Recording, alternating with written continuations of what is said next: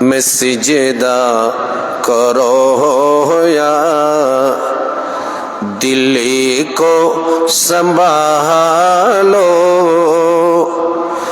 محمد کی چوکھٹ نظر آ رہی ہے میں سجدہ کرو یا دل کو سنبھالو محمد کی چوکھٹ نظر آ رہی ہے اسی بے خودی میں کہیں کیوں نہ جاؤ تڑف کملی والے کی تڑپانے والے میں سجدہ کرو یا دل کو سنبھالو محمد کی چوکھٹ نظر آ رہی ہے اسی بے خودی میں کوئی کیوں نہ جاؤ تڑفی کملی والے کی تڑپانے والے دو عالم کا داتا میرے سامنے ہے کہ کعبے کا کعبہ میرے سامنے ہے ادا کیوں نہ فرض ہے محبت کرو میں خدا کی خدائی جھکی جا رہی ہے خدا کی خدائی جھکی جا رہی ہے اسی بے خودی میں کہیں کیوں نہ جاؤ تڑفی کملی والے کی تڑپانے والے صلاۃ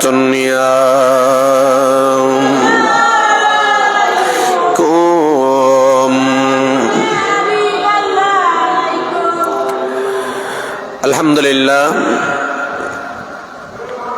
والشکر للہ والصلاة والسلام আলা খৈরে খালকিল্লাহ।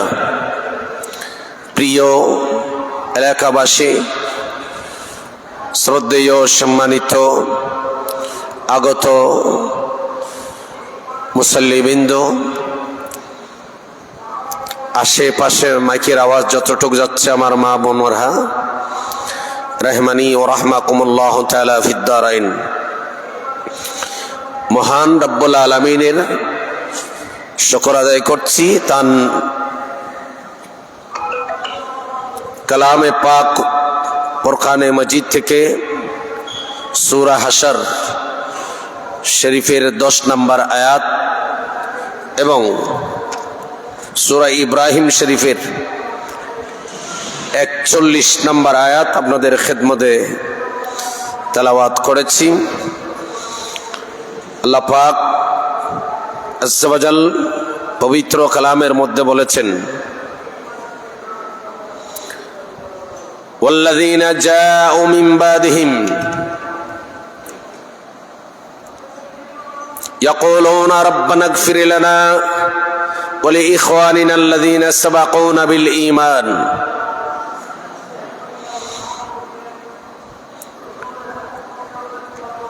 ওয়াল্লাযীনা, যে সকল লোক যারা, জাউ মিন বাদিহিম, যারা পরে আসছে, ইয়াকুলুনা, তারা সবাই বলে রব্বানা ইগফির লানা, হে আমাদের প্রতিপালক আমাদেরকে ক্ষমা করুন, ওয়ালি ইখওয়ানিনা, এবং আমাদের ওই সমস্ত ভাইদেরকেও, আল্লাযীনা ওয়ালি ইখওয়ানিনা আল্লাযীনা সাবাকুনা বিল ঈমান, যারা ঈমানের সাথে চলে গেছে, আল্লাহ তুমি তাদের আমাদের এই ভাইদেরকে ক্ষমা করো। একটু বলুন না মারহাবা।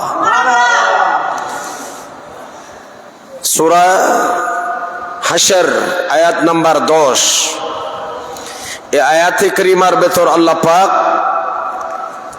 যারা যে সমস্ত ঈমানদার দুনিয়া থেকে চলে গিয়েছে তাদের জন্য দোয়া করা আল্লাহ পাক আমাদেরকে শিখিয়ে দিয়েছেন। অপর জায়গায় সূরা ইব্রাহিম আয়াত নাম্বার 41, রব্বানা ইগফির লানা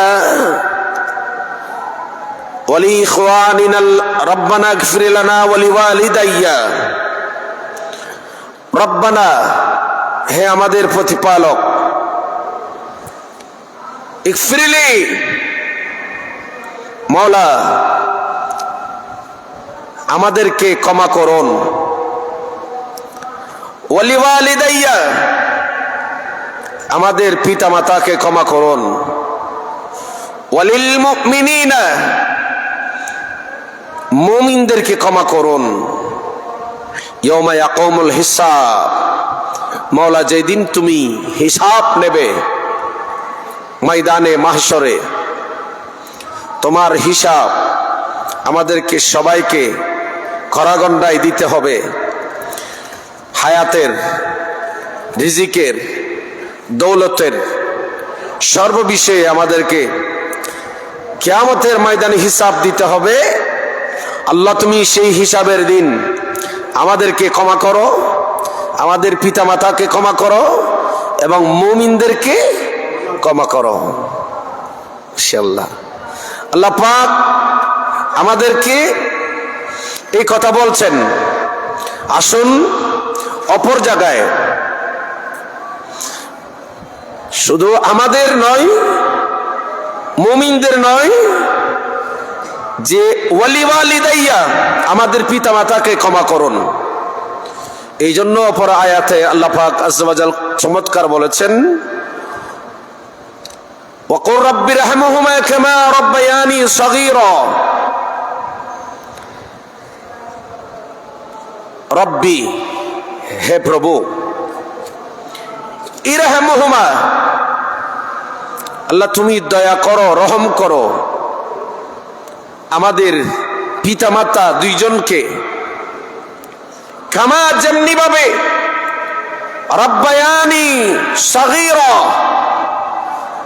আমাদের পিতা মাতাকে আল্লাহ তুমি রহম করো, দয়া করো, কামা রাব্বায়ানি সগীরা, যেমনি ভাবে আমাদের পিতা মাতা ছোটকালে আমাদের উপর দয়া করেছেন, লালন পালন করেছেন, যেভাবে আমাদের উপর আমাদের পিতা মাতা দয়া করেছেন, আল্লাহ তুমি আমাদের সেই পিতা মাতার উপর তুমিও দয়া করো। তাহলে এটা হচ্ছে সূরা বনী ইসরাইল। তাহলে 3টি আয়াত আপনাদের খেদমতে আমি গুনাহগার আজকে পেশ করেছি। একটা সূরা বনী ইসরাইল আয়াত নাম্বার 24, আর একটা হচ্ছে সূরা হাশর আয়াত নাম্বার 10, তৃতীয় নাম্বার সূরা ইব্রাহিম আয়াত নাম্বার হচ্ছে 41। এই 3টি আয়াত থেকে আমরা তাহলে পাচ্ছি যারা ইন্তেকাল করেছে, যারা দুনিয়া থেকে পর্দা করেছে, তাদের জন্য দোয়া করা, এটা রব্বুল আলামিন খোদ আমাদেরকে কোরআন পাকের মধ্যে শিক্ষা দিয়েছেন।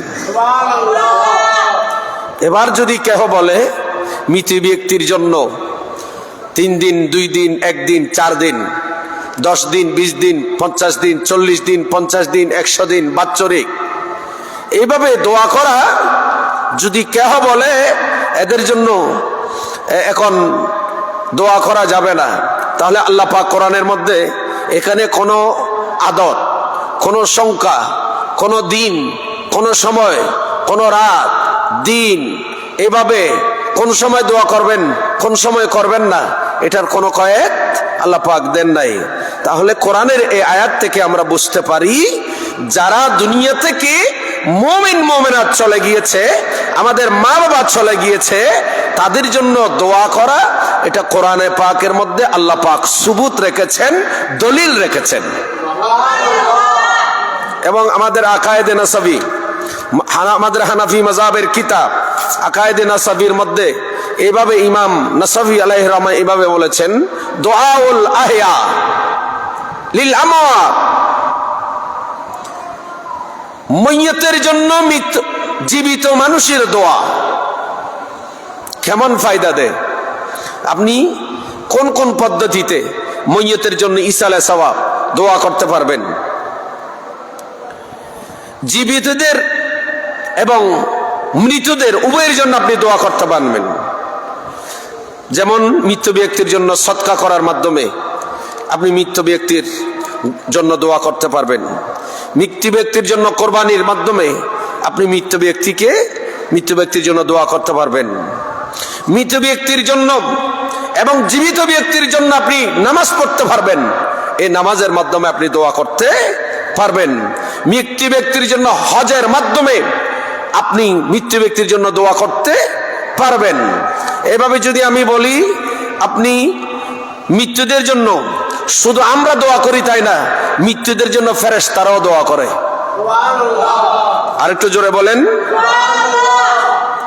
উত্তম কাজ কোন ব্যক্তি যদি দুনিয়ায় করে গেছে হয়, উত্তম কাজ আবিষ্কার করেছেন, ভালো একটা কাজ করেছেন, কবরে যাওয়ার পরও এই ব্যক্তি তার এই উত্তম কাজের সওয়াব সেই কবরের মধ্যে পাবে। মৃত্যু ব্যক্তির জন্য নামাজ পড়তে পারবেন, মৃত্যু ব্যক্তির জন্য আপনি রোজা রাখতে পারবেন, মৃত্যু ব্যক্তির জন্য আপনি সদকা দিতে পারবেন। এভাবে বিভিন্ন পদ্ধতিতে আপনি মৃত্যু ব্যক্তির জন্য সদকা খায়রাত আমি করতে পারবো। এবার আসেন, কিছু মানুষ আমাদেরকে এখন ইদানিং বলছে, বড় আশ্চর্য লাগে, আমাদের দেশে ক্রিকেট খেলোয়াড়ও ফতোয়া দেয়। আমাদের দেশে যে স্কুল কলেজ ইউনিভার্সিটির পড়ুয়া ছাত্ররা এখন ফতোয়া দেয়। এখন আর মুফতি ডিপার্টমেন্টের এগুলা লাগবে না, ফকি লাগবে না, কোনো আলেমদেরকে লাগবে না, এখন ফতোয়া তো যেতেই দিচ্ছে। জানাজার নামাজ পড়তে গিয়ে সেখানে মইয়তের জন্য কি ফায়দা হবে এগুলা বলতে গিয়ে বলা হচ্ছে মৃত ব্যক্তি ইন্তেকাল করার পর তার জন্য 4 দিনা, তার জন্য 40 করা, এভাবে এগুলা নাকি কোরআন হাদিসে কোথাও সুবুত নাই। একটু জোরে বললেন না নাউজুবিল্লাহ। আচ্ছা, আমি যে 3টি আয়াত বলেছি, 3টি আয়াত যে আমি বলেছি, যে এই 3টি আয়াতের মধ্যে দোয়া করার কথা আছে না? কথা বলেন। তাহলে কোরআন শরীফে যদি থাকে এবং রাসূল আরবী সাল্লাল্লাহু তাআলা আলাইহি সাল্লাম নিজে করেছেন, এভাবে আমি যদি আপনাদেরকে বিস্তারিত দলিল দিতে যাই অনেক সময়ের প্রয়োজন আছে, আমি বেশি সময় আপনাদের থেকে পাবো না, সময় আমার কাছে একেবারে কম। আমি যদি আপনাকে একটু সামনের দিকে অগ্রসর করাই, তাহলে 40 দিন, এই 40-এর সাথে আমাদের অনেক কিছু, আমাদের দিন ধর্ম শরীয়তের সাথে মিল আছে। আমি যদি আপনাকে দেখাই যে হযরতে আদম আলাইহিস সালাম, সাইয়েদনা আদম সফিউল্লাহ আলাইহিস সালাতু ওয়াস সালাম, ওনাকে আল্লাহ পাক আজ্জা ওয়া জাল সৃষ্টি করার জন্য যে খামিগুলা, যে মাটি পানি, সেখানে যে মেকানিজম, এগুলাকে আল্লাহ পাক 40 দিন রেখে দিয়েছেন। কয়দিন? একটু বড় করে বলেন। এই 40 দিন, এটাকে আবার কেউ বলেছেন 40 বছর, 40 বছর খামি অবস্থা রেখেছেন। 40 বছরে এটাকে আল্লাহ পাক আলো দিয়ে শুকিয়েছেন, আমরা মায়ের পেটে থাকি, মায়ের পেটে আমরা যারা দুনিয়ায় আসছি, আমাদের দুনিয়ায় আসাটা 40 দিন পর্যন্ত। কোরআনে পাক এবং হাদিসে পাকের মধ্যে আছে যে আমরা মায়ের পেটের মধ্যে 40 দিন পর্যন্ত নতফা হিসেবে ছিলাম, বীর্য হিসেবে ছিলাম। সেখান থেকে 40 দিন পর জমাট রক্ত হলো, আল্লাহ রাসূল হাদিসে বলেছেন। অতঃপর 40 দিন পর সেটা আবার গোস্তপিণ্ড হলো। 40 দিন পর্যন্ত মায়ের, আমাদের মাদের, আমরা মারা যখন আমাদেরকে ভূমিষ্ঠ করেন, এদের নেফাস রক্ত প্রবাহিত হওয়ার সময়টা তাও 40 দিন থাকে। কয়দিন? 40-এর সাথে আমার আপনার জন্মের সাথে মিল 40। দেখেন, আবার দেখা যায় 40 বছরে পর আল্লাহ মানুষকে পরিপূর্ণ দান করেন। কয় বছর পর? 40 বছর পর আল্লাহ পাক আমার রসুলকে নবুয়তের পূর্ণ দায়িত্ব, প্রচার করার দায়িত্ব দিলেন। তার মানে যে 40 বছর পর নবী হয়েছেন সেটা নয়।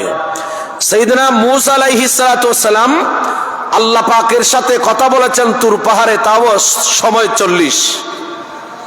সময় কত? কথা বলেন না কেন? সময় 40 দিন পর্যন্ত কথা বলেছেন, যা কোরআনে পাকের মধ্যে এটার সুবুত রয়েছে। তাহলে তুর পাহাড়ে হযরত মূসা আলাইহিস সালাম কয় বছর কথা বলেন? 40 দিন। 40 দিন মূসা আলাইহিস সালাম কথা বলেছেন। এটা বাইহাকি শরীফের মধ্যে এই হাদিস রয়েছে। আসুন আমরা এই যে মানুষ মারা গেলে মানুষের জন্য আমরা জিয়াফত করি, কি করি? মানুষের জন্য আমরা কি করি? জিয়াফত করি, কুলকানি করি। এই যে মানুষের, মৃত্যু মানুষের জন্য ইবাদত, মৃত্যু মানুষের ফায়দা করার যে বিভিন্ন সিস্টেম, কোরআন তেলাওয়াতের মাধ্যমে, দুরূদ শরীফ পড়ার মাধ্যমে। আপনার মা বাবা ইন্তিকাল করেছে, ইনি হজ করতে পারে নাই, আপনার মা বাবার পক্ষে হজের মাধ্যমে আপনি আপনার মা বাবা, আপনি নামাজ পড়তেছেন, আল্লাহ রসুল বলেছেন উম্মত তোমরা নামাজ পড়ো, তোমাদের নামাজের সাথে তোমরা তোমাদের মা বাবার জন্য নামাজ আদায় করো। তোমরা রোজা রাখতেছো, তোমাদের রোজার সাথে তোমরা তোমাদের মা বাবার জন্য রোজা রাখো। দেখেন যে একজন মৃত ব্যক্তি মানুষের জন্য ইসলে সওয়াবের কি কি সূরত বলেছেন। আমার নবী অপর হাদিসের মধ্যে বলেছেন, এই হাদিসে পাক আপনি পাবেন ইমাম তাবরানি, ইনি বর্ণনা দিয়েছেন তাফসিরে মাজাহারের মধ্যে এই হাদিস কানা নোট হয়েছে। আল্লাহ নবী বলেন, আমার রাসূল এলানে নবুয়ত করছেন। হযরতে আনাস রাদিয়াল্লাহু তাআলা আনহু বলেন, হযরত আনাস বিন মালিক রাদিয়াল্লাহু তাআলা আনহু ওনার থেকে বর্ণিত, ইনি বলছেন সামিতু রাসূলুল্লাহ সাল্লাল্লাহু তাআলা আলাইহি ওয়াসাল্লাম ইয়াকুলু উম্মতি উম্মাতুন মারহুমা।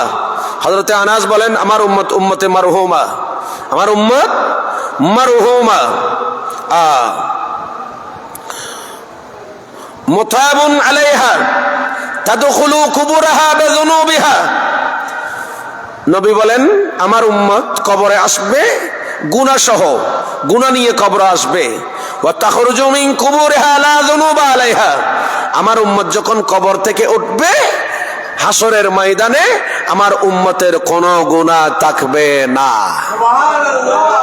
কবরে আসবে কি সহ? কথা বলেন, কি সহ? গুনাহ সহ। আবার কবর থেকে যখন হাসরের ময়দানে উঠবে উম্মতের কোনো গুনাহ থাকবে না। আল্লাহ নবীকে প্রশ্ন করা হলো, ইয়া রাসূলুল্লাহ এই গুনাহগুলা যাবে কই? অপর হাদিসে আমার নবী বলেন, তামাহাসা বিইস্তিগফারিল মুমিনিন। মুমিন জীবিত মানুষ যারা, এরা যখন আমার উম্মতের জন্য, মাইয়্যিতের জন্য যখন দোয়া করে, তামাহাসা বিইস্তিগফারিল মুমিনিন, মুমিনরা যখন ইস্তিগফার করবে, মুমিনরা যখন কোরআন পড়ে, সূরা পড়ে, দুরূদ শরীফ পড়ে, জিকির আজকার করে, মাইয়্যিতের জন্য যখন দোয়া করবেন, ইস্তিগফারিল মুমিনিন, মুমিনদের ইস্তিগফারের কারণে মাইয়িতের গুনাহকে আমার আল্লাহ মুছে দেয়। একটু বড় করে বলুন। তাহলে বুঝা যাচ্ছে মৃত মানুষের জন্য জীবিত মানুষ দোয়া করে ইসালে সওয়াব করা যায়, বলে না ইসালে সওয়াব করা যায়। এবার আসুন সদকার মাধ্যমে। আল্লাহ নবী হাদিসে পাকের মধ্যে বলেন, ওয়ান আবি হুরায়রা রাদিয়াল্লাহু তাআলা আনহু قال, এই হাদিস আপনি পাবেন সহিহ মুসলিম শরীফের মধ্যে, হাদিস নাম্বার 4110, 4310, মুসনাদ আহমদ হাদিস নাম্বার 8844। এইভাবে হাদিসে পাকানা অনেক আরো হাদিসের মধ্যে এসেছেন। ওয়ান নবী হুরায়রা রাদিয়াল্লাহু তাআলা আনহু আন্না রাসূলুল্লাহ সাল্লাল্লাহু তাআলা আলাইহি ওয়াসাল্লাম قال اذا مات الانسان انقطع আনহু আমলুহু ইল্লা মিন সালাস, যখন কোন মানুষ ইন্তেকাল করবে, ইন্তেকাল করার পর ওই মানুষ দুনিয়াতে আর কোনো ভালো কাজ করতে পারে না। ইন্তেকালকারী ব্যক্তি ভালো কাজ থেকে সে তার হায়াত মুনকাতে হয়ে যায়। ইল্লা মিন সালাস, হ্যাঁ তিনটি কাজ থেকে যায়। একটা হলো সাদকাতুন জারিয়া, এই ব্যক্তি দুনিয়াতে যা সদকায়ে জারিয়া করেছে এগুলা সেই ইন্তেকালের পর তার কবরের মধ্যে যাবে। ও ইলমিন ইয়ানতাফাউ বিহি, এমন ইলম যে ইলম মানুষকে ফায়দা দিয়েছে, ফায়দা দেয়। ওই ইলম সে কিতাব লিখেছে, যে ছাত্রদেরকে পড়িয়েছে, ওই কিতাবগুলা ওই ইলমগুলা তার কবরের মধ্যে তাকে ফায়দা দেবে। আও ওয়ালাদিন সালিহিন ইয়াদউ লাহু, অথবা এমন ছেলে মেয়ে রেখে গিয়েছে যে ছেলে মেয়েগুলা ওই মাইয়িতের জন্য দোয়া করেন। তাহলে মৃত ব্যক্তির মানুষ ইন্তেকাল করলে তার সাথে আমলের সাথে মনকাতা হয়ে যায়, ইনকাতা হয়ে যায়। ইল্লা মিন সালাস, তিনটি বিষয় তার কবরে তার আমলনামার মধ্যে সওয়াব যাবে। সাদকাতুন জারিয়া, এক নম্বর সাদকায়ে জারিয়া। আও ইলমিন ইয়ানতাফাউ বিহি, যে ইলম মানুষকে এবং তাকে ফায়দা দেয়। আও ওয়ালাদিন সালিহিন ইয়াদউ লাহু, এমন ছেলে মেয়ে রেখে যাওয়া, যে ছেলে মেয়ে ভালো কাজ করলে, ভালো কাজ করার পর নামাজ রোজা আদায় করার পর মা বাবার জন্য দোয়া করেন। জোরে বলুন সুবহানাল্লাহ। কেমন দোয়া করেন? এখন তো আমরা দোয়া করাটা বলে যাই। দোয়া করাটাকে এগুলা আছে কি নাই এগুলা আমরা এখন খুঁজতেছি। দেখুন, কোন মানুষ দুনিয়া থেকে চলে যাওয়ার পর, দুনিয়া থেকে চলে যাওয়ার পর ওই মানুষের কবরের মধ্যে জিবরিল আমিন, সাইয়েদনা জিবরিল আলাইহিস সালাতু ওয়াস সালাম, যে স্বর্ণের একটা কুঞ্চা নিয়ে আসে। কুঞ্চা, একটু বড় করে বলুন না সুবহানাল্লাহ। কোন মানুষ মারা যাওয়ার পর তার জন্য জিবরিল আমিন জান্নাত থেকে কি নিয়ে আসে? কুঞ্চা নিয়ে আসে। সে যখন দুনিয়াতে কোন ব্যক্তি, মনে করেন আপনি আপনার আপনজনের জন্য দোয়া করতেছেন, এই হাদিস আপনি পাবেন ইমাম তাবরানী মুজাম্মুল ওয়াসিতের মধ্যে হাদিসে পাকানা বর্ণনা করেছেন, এবং তাফসিরে মাজাহারির মধ্যে 9তম খণ্ডের মধ্যে এই হাদিসে পাকানা নোট করেছেন তাফসিরে মাজাহারিতে। শুনুন, আমার রাসূল বলছেন, হযরতে আনাস রাদিয়াল্লাহু তাআলা আনহু বর্ণনা করেছেন, তিনি বলেন, হযরতে আনাস বলতেছেন, ওয়া আন্না নাস ইবনে মালিকিন ইয়াকুলু سمعت رسول الله صلى الله تعالى عليه وسلم يقول ما من أهل بيت يموت منهم ميت। হযরতে আনাস বিন মালিক রাদিয়াল্লাহু তাআলা আনহু বলেন, কোন ব্যক্তি মাইয়াতের জন্য যখন ইন্তেকালের পর আপনি যখন দোয়া করবেন, সদকা দেবেন, কোন সদকা করবেন, যদি আপনি কোনো কিছু সদকা করেন মাইয়াতের জন্য, মিনহুম মাইয়াতুন ফায়াতাসাদদাকুনা আনহু বাদা মাউতিহি, কোন মানুষ ইন্তেকালের পর আপনি যদি মাইয়াতের জন্য সদকা করেন, মাইয়াতের জন্য কি করেন? সদকা করেন, তাহলে ওই সদকাটা নেবার জন্য সাইয়েদনা জিবরিল আমিন জিবরিল আলাইহিস সালামকে আমার আল্লাহ পাঠান। কি নেওয়ার জন্য? একটু কথা বলেন না। আপনি আপনার আপনজন মাইয়তের জন্য কিছু সদকা দিলেন, সেই সদকাটা এমন ভাবে আপনি আদায় করেছেন সেখানে কোনো অবৈধ পয়সায় নয়, বৈধ পয়সায় ব্যয় করে হালাল সম্পদ আপনি আপনার মা বাবা আপনজনের জন্য সদকা করেছেন, ব্যয় করেছেন। আপনি যখন ব্যয় করলেন, আপনার এই সদকাটা নেওয়ার জন্য হযরতে জিবরিল আমিন আলাইহিস সালাতু ওয়াস সালাম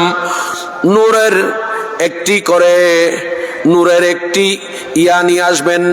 আমার নবী বলেন, হযরতে জিবরিল আমিন জিবরিল আলাইহিস সালামকে আল্লাহ পাঠাবেন আলা তাবাকিম মিন নূর, আলা তাবাকিম মিন নূর। জিবরিল আমিন একটা নূরের কঞ্চা নিয়ে আসবেন, নূরানি কঞ্চা।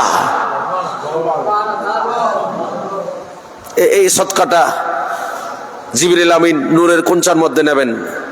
সুম্মা ইয়াকিফু আলা শাফিরিল কবর, সুবহানাল্লাহ বলেন।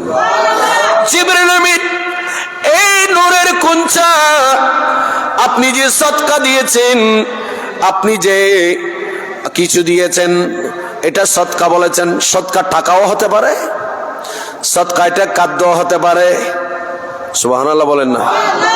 আপনি যা সদকা দিয়েছেন সেটা খাদ্য হতে পারে, টাকাও হতে পারে, স্বর্ণ হতে পারে, চাঁদিও হতে পারে, গরু জবে করে গরুর গোশত হতে পারে, আপনি এইভাবে ছাগল জবে করে ছাগলের গোশত হতে পারে, ওট জবে করে ওটের গোশত হতে পারে, সুবহানাল্লাহ বলেন না।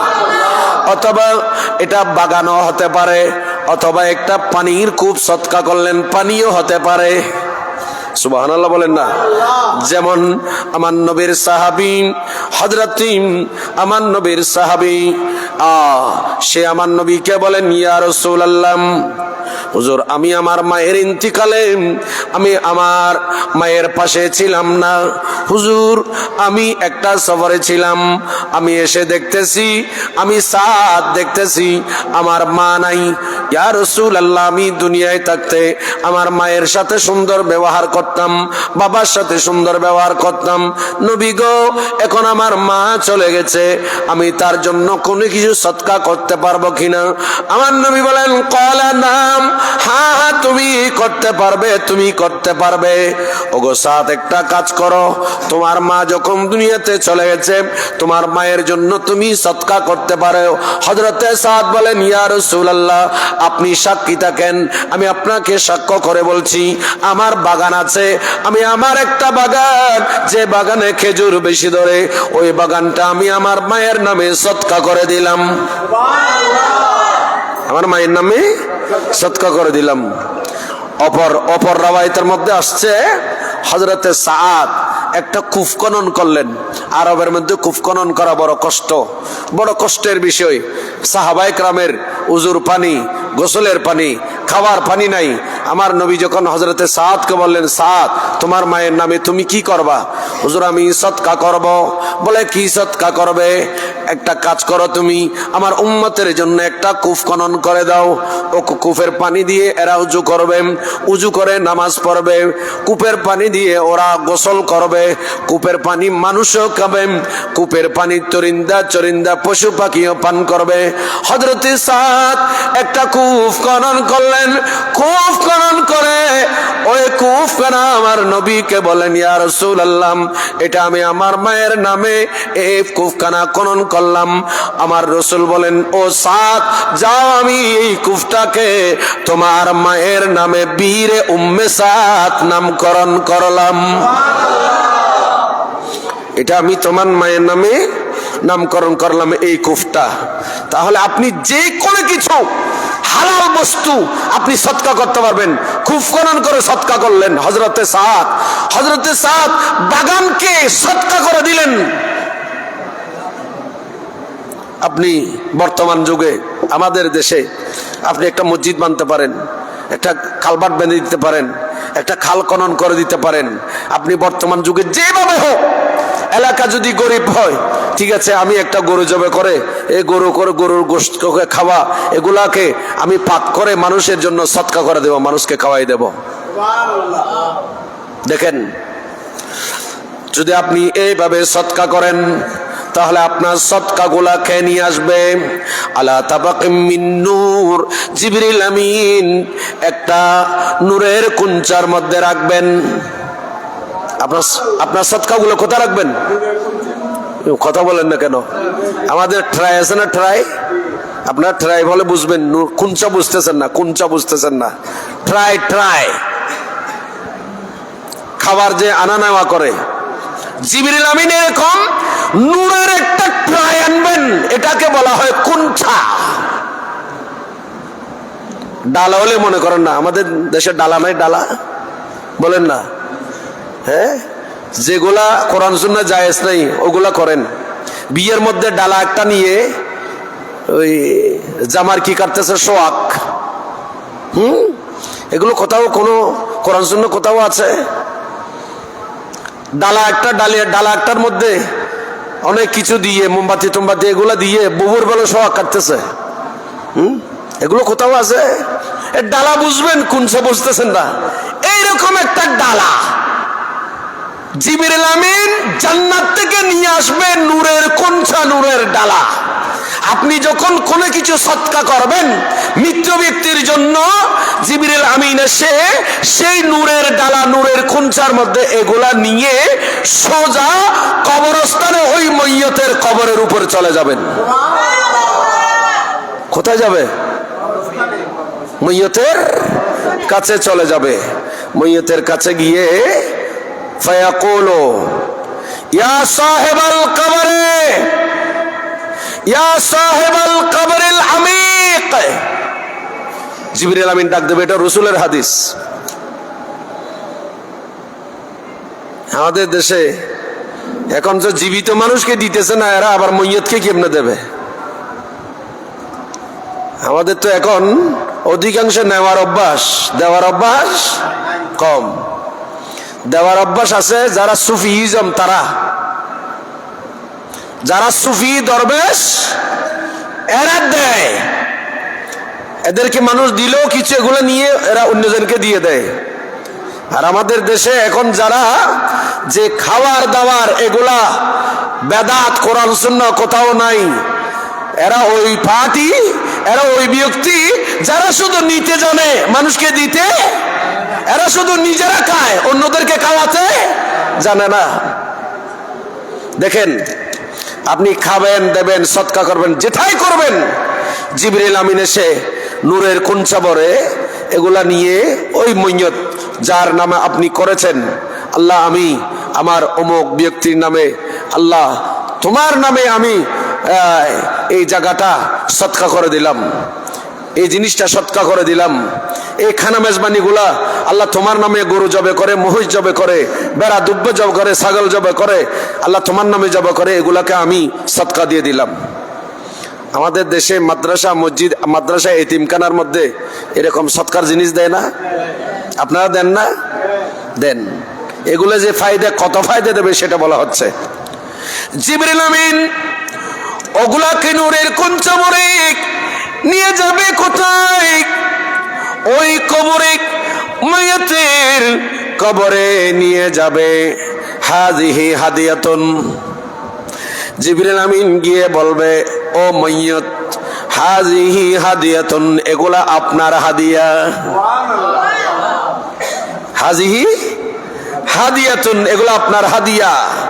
আহাদাহা ইলাইকা আহলুকা, এগুলো আপনার পরিবার আপনার জন্য হাদিয়া পাঠিয়েছে। ফাকবালুহা, সুবহানাল্লাহ বলেন না? আপনি এগুলো কবুল করেন, এই হাদিয়াগুলা, এটা রাসূলের হাদিস। এটা কোথায়, কোন জায়গায় বলছিলাম? ইমাম তাবরানি মোজামাল ওয়াসিত,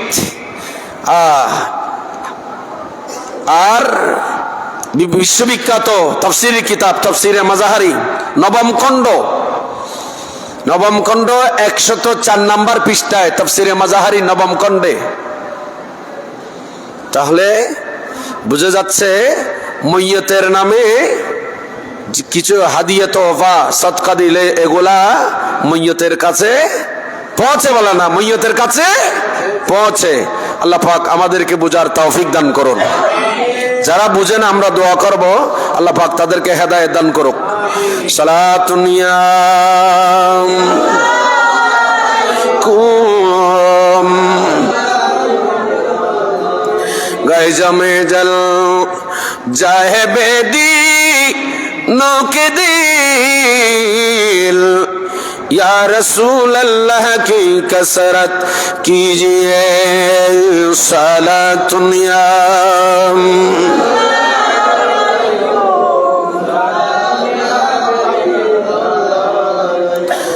যখন এই হাদিয়াগুলা জিবরিল আমিন নূরের কুঞ্চা ভরে যখন মইয়তকে দান করবেন, মইয়তকে দেবেন, ফাকবালুহা, তুমি এটা কবুল করো। যখন এই মইয়তে গুলা গ্রহণ করবেন, ফায়াদখুলু আলাইহি, এই হাদিয়াগুলা মইয়ত নিয়ে যখন কবরে চলে যাবেন, যখন কবরে মইয়তের কাছে হাদিয়া যখন পৌঁছবে, ফায়াফরাহু বিহা, এই হাদিয়াগুলা পেয়ে ওই মইয়ত খুশি হবে। মইয়ত কি হবে? ইয়াফরাহ মানে খুশি হওয়া, ওই মইয়ত খুশি হবে। ওয়ায়াস্তাবশিরু, হাদিয়াগুলো পেয়ে সে আনন্দিত হবে এবং খুশি হবে। দেখা যাচ্ছে প্রকান্তরে ওয়ায়াহজানু জিরানুহু আল্লাযী লা ইহুদা ইলাইহি বিশাই, এই মইয়তের পাশে আরো যারা মইয়ত আছে এরা কিন্তু খুব পেরেশানিতে হবেন। এরা কি হবেন? এরা পেরেশানিতে হবে। এরা বলে, হায় রে, আমাদের কাছে কোনো কিছু, কোনো হাদিয়া আসে নাই। তাহলে আপনি আপনার মইয়তের জন্য কিছু পাঠালে এগুলো পেয়ে মইয়ত কবরের মধ্যে খুশি হয়। সুবহানাল্লাহ বলেন না? মইয়ত কবরে কি হয়? খুশি হয়। আর যারা পাঠাবে না এরা না পেয়ে কি হয়? পেরেশানি তো হয়। এই জন্য আমি এখানে পিতামাতার হকের উপর ওয়াইজ করতে গিয়ে বলেছিলাম আপনাদেরকে, আমার রাসূল বলেছেন প্রতি সোমবার এবং প্রতি বৃহস্পতিবার, আমার রাসূল বলেছেন প্রতি সোমবার বৃহস্পতিবারে বান্দা তোমাদের আমলগুলা আমি আল্লাহ পাকের দরবারে পেশ করা হয়। আমাদের আমলগুলা প্রতি সোমবার এবং প্রতি বৃহস্পতিবারে আল্লাহ পাকের দরবারে পেশ করা হয় এবং প্রতি শুক্রবার জুমাবারে আমাদের আমলগুলা আমাদের দয়াল নবীর নূরানি রওদায়ে পাকে পেশ করা হয় এবং প্রতি শুক্রবার আমাদের ভালো খারাপ আমলগুলা আমাদের মা বাবার কবরে পেশ করা হয়। খুব মনোযোগ। তাহলে প্রতি সোমবার এবং প্রতি বৃহস্পতিবার আল্লাহর কাছে আমাদের আমলগুলা পেশ হয়। প্রতি শুক্রবারে দয়াল নবী এবং আমাদের মা বাবার কাছে পেশ করা হয়। এইখানে আমার নবী বলেন, উম্মত তোমাদের আমলগুলা যখন ওয়াইন রাআইতু খায়রা, আমি নবী যখন তোমাদের আমলগুলা যখন ভালো দেখি, কি দেখি? ভালো দেখি, ভালো আমল দেখি। প্রতি শুক্রবারে তোমাদের আমলগুলো আমার কাছে আসে, আর তোমাদের এই আমলগুলা যখন তোমাদের মা বাবার কাছে যায় কবরে, ওরা যখন তোমাদের এই আমলগুলা ভালো দেখে ফায়াফরাহুনা, এরা কবরে থেকে খুশি হয়ে যায়। কবরে থেকে কি হয়? খুশি হয়। তাহলে রসুলের এই হাদিসগুলা প্রমাণ করতেছে যে মইয়তের কাছে আমরা কিছু প্রেরণ করলে এগুলা পৌঁছে এবং কি এরা এগুলা পায়, পেয়ে এরা খুশিও হয়। আর যারা পাঠায় না তাদের মইয়তগণ কবরে বলেন না ফেরেশানি। তো এখন আপনারা বলেন, আমরা কি আমাদের মইয়তদের কি কবরে খুশি রাখবো নাকি পেরেশানিত করব? তো মইয়তকে যদি কবরে খুশি রাখতে চান তাহলে ইসেলে সওয়াবের ব্যবস্থা করেন। মইয়তকে যদি খুশি রাখতে চান, মইয়তের জন্য আপনি নামাজ পড়েন, মইয়তের জন্য আপনি দোয়া করেন। শুধু মৃত না, জীবিতদের জন্য দোয়া করতে পারবেন। হাদিসে পাকে আসছে। এই হাদিস খানা কোথায় পাবেন? এটা পাবেন আপনি সুনানে আবি দাউদ হাদিস নাম্বার 4308। মেশকাত শরীফে রয়েছে হাদিস। মেশকাত শরীফে হাদিস নাম্বার 5434। মেরকাত শরহে মিশকাত দশম খণ্ড, সেখানেও দশম খণ্ড 69 নম্বর পৃষ্ঠায় বাজলুল হুদা 17তম জিলদের মধ্যে আপনি পাবেন। 17তম জিলদের মধ্যে 113 নম্বর পৃষ্ঠায়। কেমন হাদিসে পাক খানা একটু আমরা দেখি আল্লাহ রসুল কি বলেছেন। সাহাবা একরাম, কিছু সংখ্যক সাহাবী, হযরত ইবনে সালে ইবনে দিরহাম রাদিয়াল্লাহু তাআলা আনহু বলতেছেন, ইনি বলতেছেন আমরা একদিন বের হলাম, আমরা যাচ্ছি হজের জন্য। কোথায় যাচ্ছি? আপনাদের বুঝে আসতেছে আমার কথা? আমরা হজের জন্য বের হলাম, রওনা হলাম। হঠাৎ এক ব্যক্তি মানে ইনি হযরত আবু হুরায়রা রাদিয়াল্লাহু তাআলা আনহু। একটু বড় করে বলুন না সুবহান। হযরত আবু হুরায়রা আসলেন সাহাবা একরামের কাছে। হযরত ইবনে সালে ইবনে দিরহাম বলেন আমরা বের হলাম। ক্বালা সামিতু আবি ইয়াকুলু, আমি আমার বাবা থেকে ইনতালাকনা হাজিনা ফাইজান রাজুলুন, আমরা হজের জন্য বের হলাম। হঠাৎ ফাইজান রাজুলুন, একজন মানুষ আমাদের কাছে আসলো। ফাকালা লানা ইলা জামবিকুম কারিয়াতুন ইয়াকুলু লাহাল উবুল্লা। কুলনা নাম। ক্বালা মান ইয়াজমান লি মিনকুম আন ইউসাল্লি ইলাইয়া ফি মসজিদিল আশশার রাকাতাইনি আও আরবাআ ইয়াকুলু হাযিহি লিআবি হুরায়রাতা।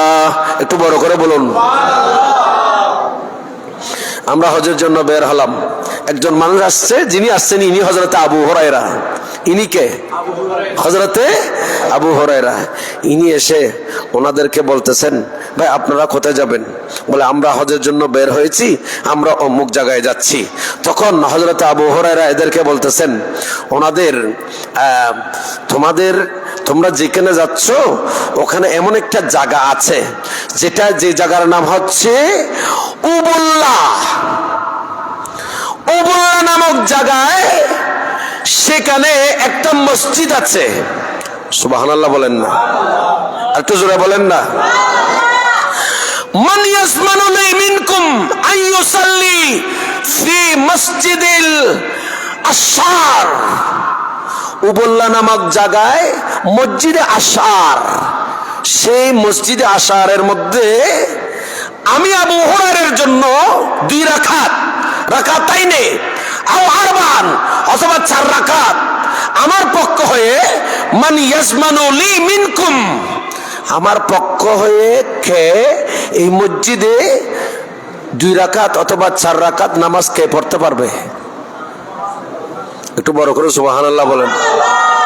হযরত আবু হুরায়রা নিজে বেঁচে আছে, ওসিয়ত করতেছে রাসূলের অন্য সাহাবীদেরকে, তোমাদের মধ্যে কে আছো যে এই মসজিদে আমার জন্য 2 রাকাত নামাজ পড়বে অথবা 4 রাকাত নামাজ পড়বে? নামাজ পড়ে বলবে ওয়ায়াকুলু হাযিহি লিআবি হুরায়রা, আল্লাহ এগুলো আবু হুরায়রার জন্য, আমার পক্ষ থেকে এই দায়িত্বটা কে নিতে পারবে? একটু বড় করে বলুন না সুবহানাল্লাহ।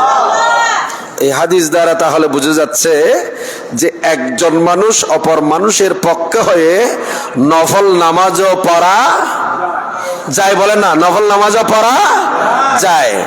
আপনি উমরা হজ করতে গেলেন, কি করতে গেলেন, আপনি এখান থেকে উমরা হজ করলেন, আবার মনে চাচ্ছে আপনি সপ্তাহ দুয়েক ওখানে আল্লাহর ঘরে থাকবেন অথবা 1 মাস আল্লাহর ঘরে থাকবেন, আপনি ওখান থেকে আপনি চাইলে একটা হজ করতে পারবেন। যদি আপনি তামাত্তু হজ করেন, বড় হজের মধ্যে তামাত্তু হজের নিয়ত করলে, তামাত্তু মানে ফায়দা হাসিল করা, আপনি এখান থেকে গিয়ে একটা উমরা করে আপনি হালাল হয়ে গেলেন, এরপর সেখানে হজ করবেন আরো 15 দিন 20 দিন, কারোর জন্য 5-6 দিন, কারোর জন্য 7-8 দিন এখনো বাকি আছে বড় হজ।